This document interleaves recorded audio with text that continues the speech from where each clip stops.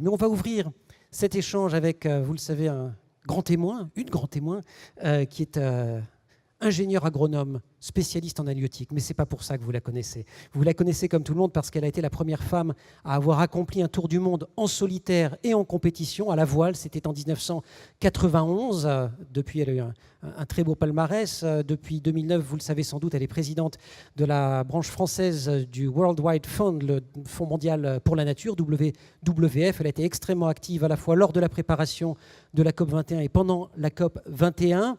Elle aime dire, je la cite, que la planète n'est pas en danger, la planète se fiche complètement de nous, elle continuera de tourner, elle sera très froide ou plus chaude, mais elle survivra, c'est nous qui sommes en danger. Je vous demande, mesdames, messieurs, de bien vouloir accueillir Isabelle Autissier. Bonjour, bonjour à toutes et à tous. Alors, quelques petites questions avant d'appeler nos intervenants et d'échanger de manière beaucoup plus large.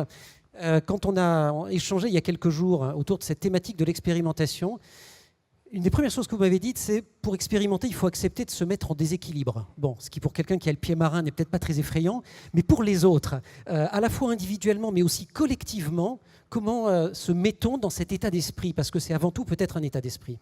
Oui, c'est un état d'esprit d'aller vers mieux, plus loin, ailleurs, d'aller vers des choses qu'on ne connaît pas et qu'on ne maîtrise pas totalement, même si dans la démarche de l'expérimentation, on va quand même essayer de se mettre un certain nombre de garde-fous, mais c'est vrai qu'à un moment donné, ça demande un effort qui, je pense, est à la fois le propre de l'homme qui aime innover, qui aime aller au-delà de l'horizon, si vous me pardonnez l'expression, mais c'est en même temps une forme d'angoisse et de difficulté qu'il faut surmonter. Donc oui, je pense que pour marcher comme pour courir, à un moment donné, il faut se pencher en avant et lâcher un pied et se mettre en déséquilibre, et c'est comme ça qu'on avance. Alors on avance parce qu'il y a du sens, on avance parce qu'il y a un projet.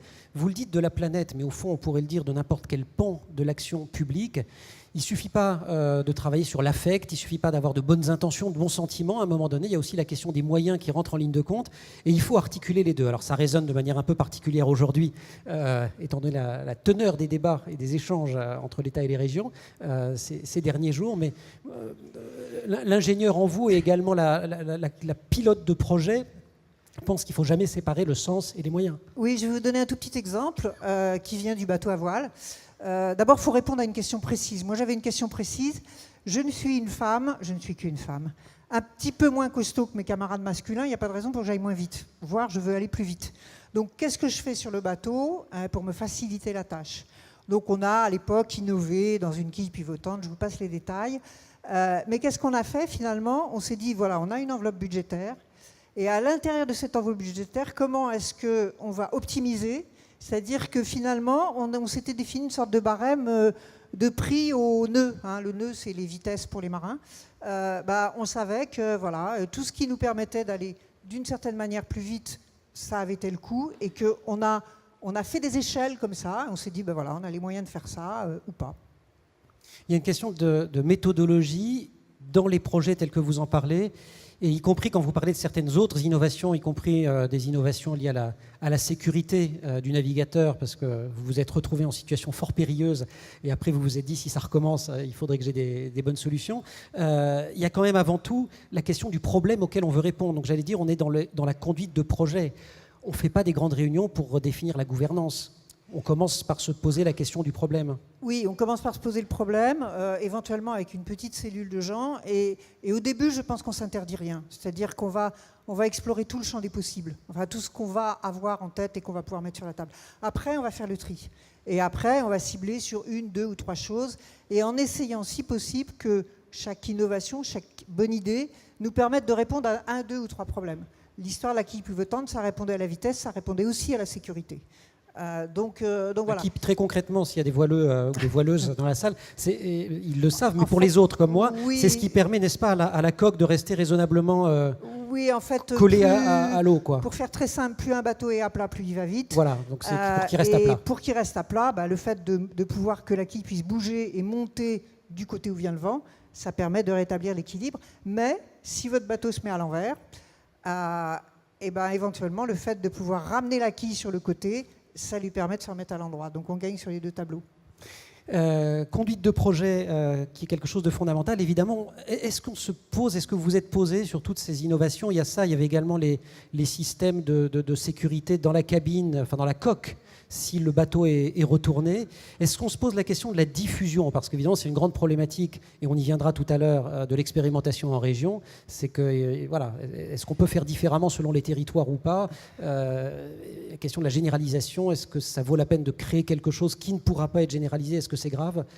Alors d'abord, on ne sait pas toujours au départ. On s'engage dans une voie, c'est de l'expérimentation, donc on ne sait pas toujours très bien où ça va finir. La première chose. Deuxièmement, oui, il y a des fois des choses où on sait, comme la quille pivotante, que tous les voiliers ne vont pas avoir ça, tout simplement parce que monsieur tout le monde n'en a pas forcément besoin sur son voilier et que c'est juste plus cher pour lui. Par contre, à travers cette expérimentation, on va en apprendre énormément. On va en apprendre sur les questions de sécurité, de stabilité, de matériaux, etc., de conformité. Donc, c'est aussi toute cette connaissance qu'on va accumuler qui peut-être sera réinjectée ailleurs sous une autre forme. Donc, à un moment donné, il ne faut pas s'interdire de le faire en sachant que même si tout le monde ne fait pas pareil, l'expérimentation, elle aura allumé un certain nombre de petites lumières dans nos têtes et elle pourra nous conduire ailleurs. Quel lien, Isabelle Autissier, entre l'expérience que vous avez accumulée, le savoir que vous avez accumulé d'abord au cours de ces études d'ingénieur agronome, spécialiste en halieutique, puis ensuite en tant que compétitrice de très très haut niveau, mais également co-conceptrice de tous les bateaux sur lesquels vous avez navigué, et vos fonctions actuelles de présidente de WWF France? La première, c'est la nature, évidemment, qu'en tant que scientifique, j'arrive à un petit peu mieux connaître, qu'en tant que marin, je pratique au quotidien. Et puis justement, cette notion d'invention. Je pense que on est aujourd'hui, nous, la société des hommes, dans une situation qui est un petit peu dangereuse, c'est-à-dire que l'instabilité environnementale risque de nous conduire à des crises économiques, politiques, voire des problèmes de guerre et de paix. Si on veut éviter ça, il va falloir qu'on invente des choses différentes de ce qu'on fait maintenant. On voit que ce qu'on fait maintenant a des limites. Donc il faut le revoir, il faut le repenser, il faut réinventer. C'est le grand mot qu'on utilise au WWF. Il faut réinventer notre rapport à la vie sauvage, mais aussi notre rapport entre nous, notre rapport au déplacement, à l'alimentation, au commerce, à la consommation. Voilà. Et ça c'est le côté innovation que j'aime beaucoup. Il y a un certain savoir-faire, voire un savoir-faire certain de WWF pour mobiliser le grand public. Vous avez quelques exemples des actions que vous lancez pour celles et ceux qui auraient échappé à leur efficacité? On est officiellement la plus grosse ONG au niveau mondial qui s'occupe d'environnement et même au niveau français. Vous connaissez tous par exemple Earth Hour qui consiste à, une fois par an, à éteindre sa lumière. Alors c'est pas que ça, ça se décline dans un tas d'actions. C'est la plus grosse mobilisation environnementale. Ça mobilise 1,5 milliard de personnes à travers le monde, sur plus de 100 pays. Donc voilà, donc on a ce savoir-faire collectif mondial. On a après, évidemment, nous, WWF France, des savoir-faire, on va dire, plus locaux. Je vais prendre un exemple qui est plus lié aux collectivités avec lesquelles on travaille. On va organiser avec l'agglomération de Rouen une COP21 de la ville de Rouen. Donc voilà, donc notre savoir-faire, c'est aussi de mélanger les gens. On est très présent dans le monde économique, on est très présent dans l'éducation et la mobilisation de la jeunesse. On est très présent avec le monde scientifique, puisqu'on est en général issu du monde scientifique. Et notre façon de faire, c'est de mettre tout le monde autour de la table, avec les professionnels, les décideurs, et puis d'essayer de co-construire et de faire avancer. Pas de partenariat, je crois, officiel avec des régions à l'heure actuelle, mais du travail avec des collectivités. Ce serait quelque chose de souhaitable? Vous conseilleriez aux régions de s'appuyer sur les ONG en général, écoutez, nous, on est au-delà même de la vôtre? On est tout à fait ouvert à la discussion parce qu'on pense que les collectivités, elles sont dans un rôle essentiel dans cette invention de l'avenir, qui est d'être à la fois complètement au contact de la vie quotidienne des gens et d'avoir un impact extraordinaire sur la vie quotidienne des gens, vous le savez tous, et en même temps d'être à un niveau de gouvernance qui permet de mettre en œuvre un certain nombre de choses.